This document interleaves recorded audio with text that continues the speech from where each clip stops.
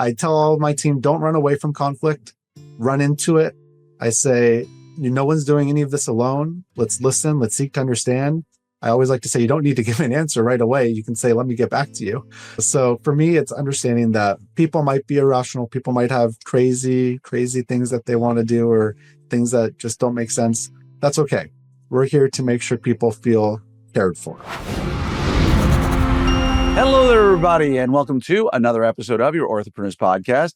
Today, we're fortunate enough to have somebody very special with us. It's not going to be a particularly long podcast, but it's going to be really helpful for all of you related to customer service, hiring, understanding how we can give better service to our practices. And so put your hands together, give a warm Orthopreneurs welcome to Zachary Lapidus, who is Vice President of Luxury Hotel Operations for Caesars Palace in Vegas. Welcome, Zach. Thank you very much. Pleasure to be here.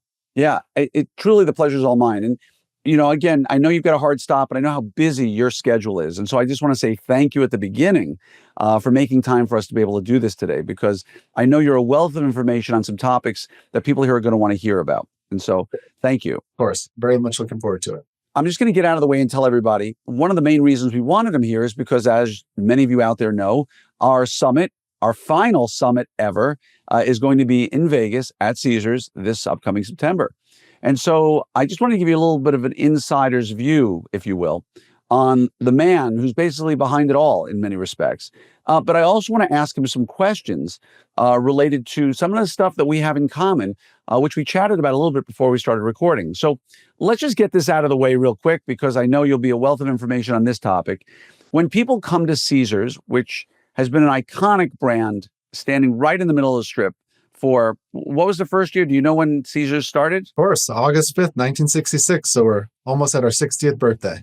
Nice. And by the way, folks, I did not ask him that ahead of time. I was hoping, sorry for putting you on the spot there, but I figured you probably knew the date.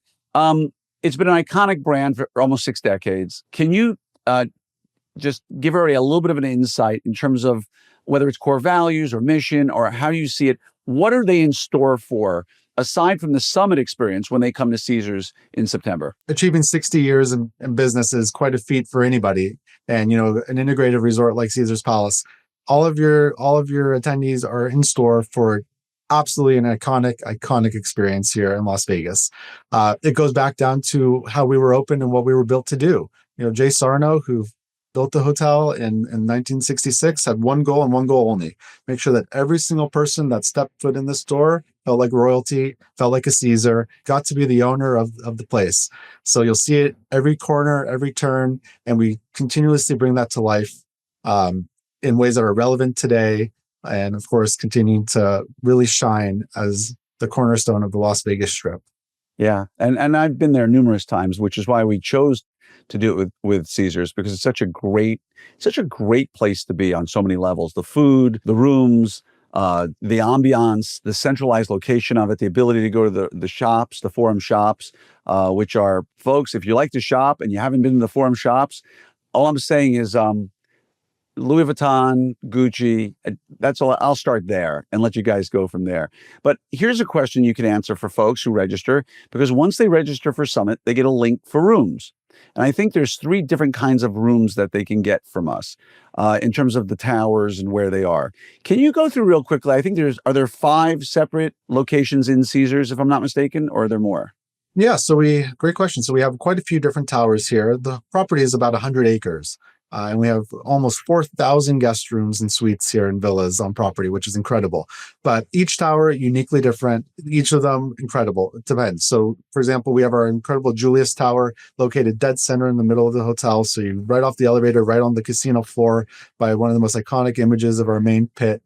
If you're by our Palace Tower, you're steps away from our incredible pool area, which not a better place in town than to go relax and soak up some sun, which will still be there in September, so don't worry. We also have our Augustus and Octavius towers, which are a little bit further away on Flamingo Drive, but that's right next to our incredible gym and our 50,000 square foot Quas Spa. So that's a great spot of the hotel as well.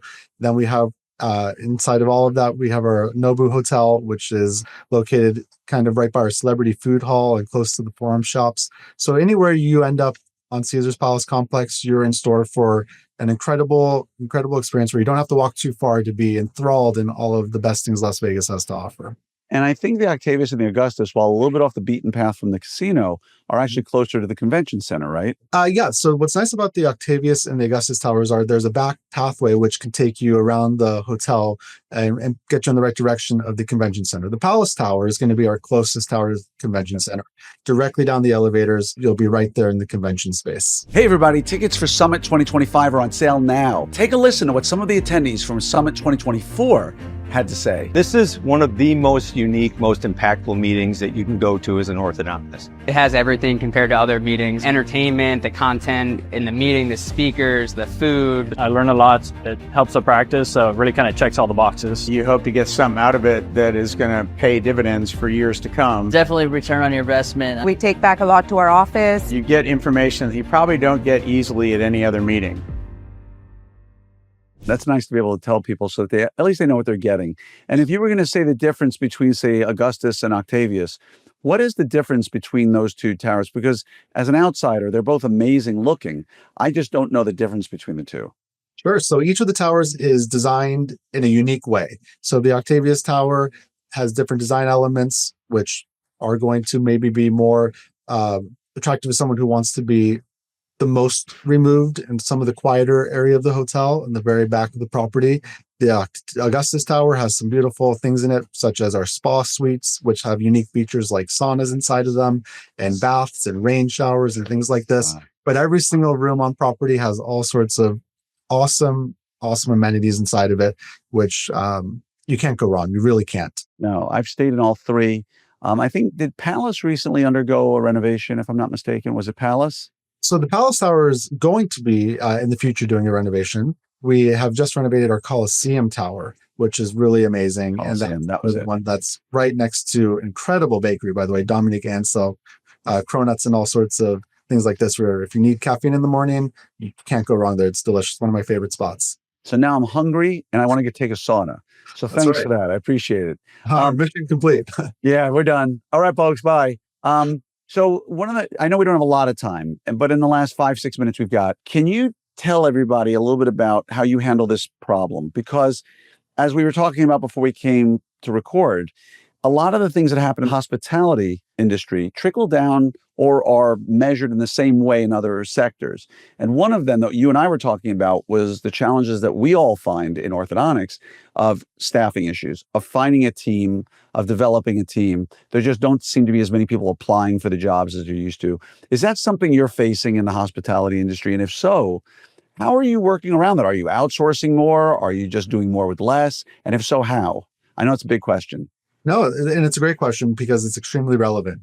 Definitely not doing more with less. Caesars Entertainment has one focus, and that's to deliver the extraordinary. That is our mission. That's what we focus on every single day.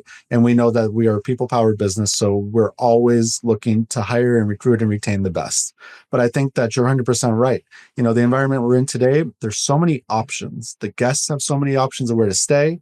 You know, there's so much new inventory opening every day, but also all of the team members have so many options of where they can go to work. So what we find, which is so important to us, is that onboarding and selection.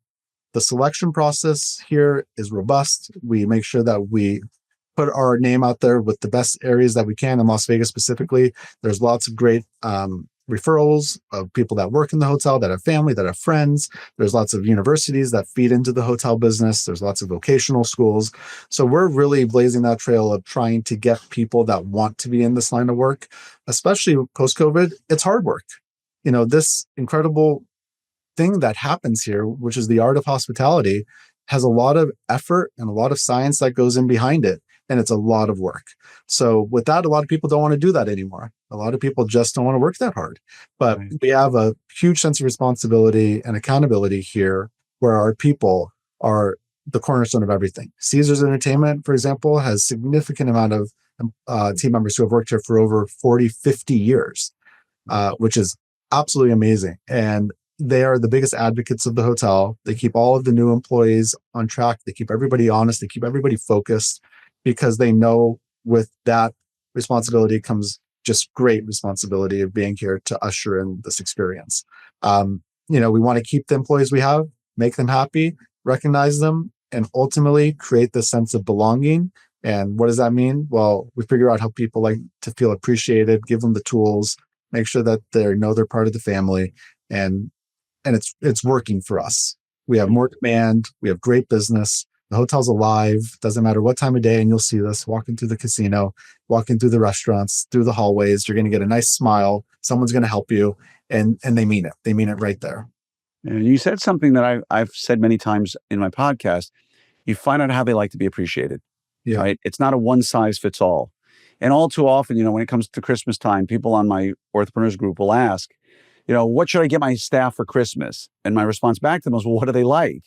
Right? Like, you just don't go get one thing and assume that what I did is what your team wants. It's different. And so I love the fact you said, find out how they like to be appreciated. And we didn't talk about it at all earlier. And I hope I'm not ambushing you. And if I am, we'll edit it out. I promise. All right. But I want to ask you, one of the places that you oversee are weddings, right? You deal with, right? That's part of your oversight is weddings. I have to imagine on what could be one of the more stressful days of a family's life, in a good way, of course, that there's a lot of emotion that comes up. We deal with patients on a regular basis where they pay a fair amount of money for something and emotions can come up. What are some of the lessons you've learned over the years when dealing, other than the obvious of, like just stay calm or what have you? What are some of the ways you've dealt with some of the more emotional, let's just say the word out loud, irrational people that have caused problems for you in your line of work? Is that a fair question? It's a very fair question. Okay. Hospitality, hoteliers, we love the chaos. All right. That's just something You personal. really do love the chaos. We really do love the chaos. Every day is completely different. Every day goes by fast as you can possibly imagine. But it's rewarding. I think to answer your question, number one, I like to teach really seeking to understand.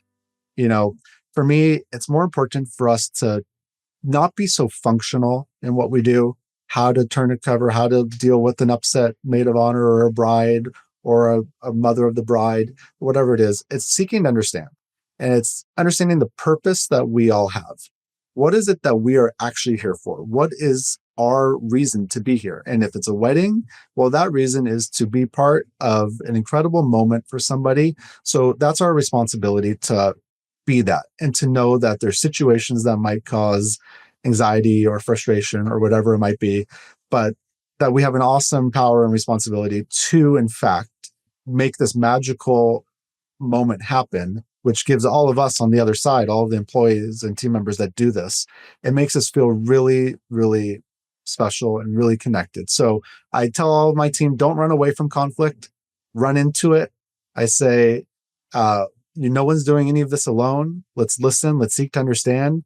I always like to say, you don't need to give an answer right away. You can say, let me get back to you. So for me, it's understanding that people might be irrational. People might have crazy things that they want to do or things that just don't make sense. That's okay. We're here to make sure people feel cared for, and caring is the same thing. We want our employees and our team members to feel like they belong and that they're appreciated. We want all of our guests to feel like they belong. Yeah. And at the end of the day, running to conflict means an opportunity to turn something around. Absolutely.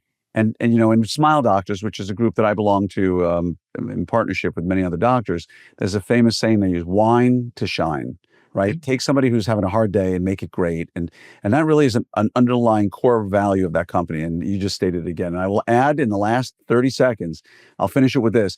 When I was in Japan last year, the attitude of the hoteliers there is very, very different. Because in Japanese society, the concept is someone has to take the blame.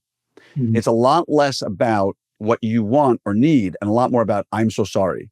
And it ends there. There's no, hey, by the way, let me make this right and give you a free meal. That doesn't exist over there. It's simply, I was wrong. I made a mistake. Please accept my deepest apologies. And that's where it ends. And so the beautiful nature of how you handle things, where you just sort of resolve what it is they're looking for, as opposed to simply taking blame for something, and it feels so empty. It's a beautiful thing. And I can tell you, having been at your hotel, things don't always run perfectly, but I always leave happy because you've done a great job. And so I want to let you get out of here. I really want to say thank you from the bottom of my heart. I look forward to seeing you in September, of course. But I really, really know that every person who's going to be coming to Summit is not only going to get a great Summit event, but it's simply because we're going to be able to put on a Summit flawlessly because of all the hard work and energy of the people like you behind the scenes. So thank you from the bottom of my heart, Zachary. It's been an absolute pleasure. Can't wait to see everybody in September. Appreciate it.